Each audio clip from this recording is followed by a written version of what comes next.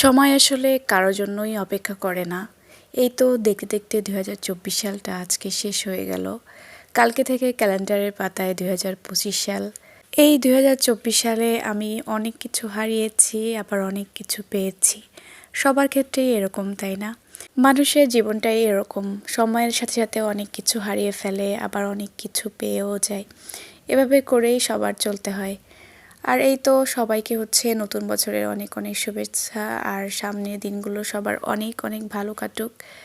আর এই যে আমি হচ্ছে আজকে সবজি খিচুড়ি রান্না করছিলাম, যার জন্য সবজিগুলো হচ্ছে ভালো করে কষিয়ে নিচ্ছি। দেন হচ্ছে চাল আর ডালগুলো অ্যাড করে দিব। তো সবজিগুলো আমি ভালো করে কষিয়ে তারপরে অ্যাড করব, তাহলে সবজিগুলো মিক্সড হয়ে যাবে আর খেতেও বেশ মজাই লাগবে। দেন হচ্ছে আমি চাল ডাল দিয়ে অনেকক্ষণ কষিয়ে তারপর হচ্ছে পানি অ্যাড করে দিয়েছি। আর এই পাশটাতে হচ্ছে আমি আলু ভাজি করে নিচ্ছিলাম। আজকে সবজির সাথে নর্মালি সবসময় তো আমাদের ডিম ভাজি, বেগুন ভাজি এগুলোই খাওয়া হয়, তো আজকে ভাবলাম আলু ভাজি করে নিই। আর সাথে হচ্ছে সালাদ বানিয়ে নিব, যার জন্য সব কিছু কেটে একদম রেডি করে নিয়েছি। আর এই পাশটাতে হচ্ছে আলু ভাজিও অলরেডি হয়ে গিয়েছে, আর এই পাশে খিচুড়িটাও প্রায় শেষের দিকে। তো এই তো আমি হচ্ছে এই পাশে চুলাটা অফ করে রেখেছি, সব কিছু হচ্ছে রেডি করে নিব আর কি। তো খিচুড়ি হতে হতে আমি সালাদটা হচ্ছে একদমই রেডি করে নিব।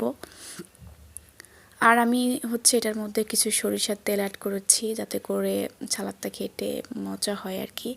আর ফ্লেভারটাও বেশ ভালো লাগে আমার সরিষার তেলের ফ্লেভার। আর সাথে হচ্ছে আমি এই তো আমার বানানো আমের আচারটা, তো এটা আমি অনেক দিন আগে বানিয়ে রেখেছিলাম ফ্রিজে, তো খাওয়া শেষ প্রায়। তো এই এতটুকুই হচ্ছে লাস্ট আছে, এখন হচ্ছে এটা নিয়ে নিচ্ছি। আনিশার আব্বু হচ্ছে আমের আচার দিয়ে খিচুড়ি খেতে বেশ পছন্দ করে। সব নর্মালি হচ্ছে আমার বাসায় যত আচারই করা হোক না কেন, সব কিছু হচ্ছে আনিশার বাবাই বেশি আচারগুলো খেয়ে শেষ করে ফেলে। আর আমি খুব কম খাই আচার, বিশেষ করে আমার খুব বেশি খাওয়া হয় না। এই তো ফাইনালি হচ্ছে আমার খিচুড়ি রেডি, আর আমি হচ্ছে এগুলো এখন টেবিলে সার্ভ করে দিব। আর শীতের দিনে গরম গরম খিচুড়ি খেতে বেশ মজাই লাগে, তাই না? আর এই যে ওভারঅল হচ্ছে আমি কিচেনটা পরিষ্কার করে নিয়েছি। আর আমি অলওয়েজ হচ্ছে রান্না শেষ করে সাথে সাথেই হচ্ছে সব কিছু ক্লিন করে নিই, যাতে করে পরবর্তীতে আর কষ্ট না হয়।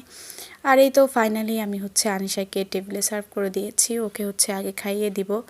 আর ও হচ্ছে এখন লেখা নিয়ে ব্যস্ত, নিজে থেকেই হচ্ছে লিখতেছিল।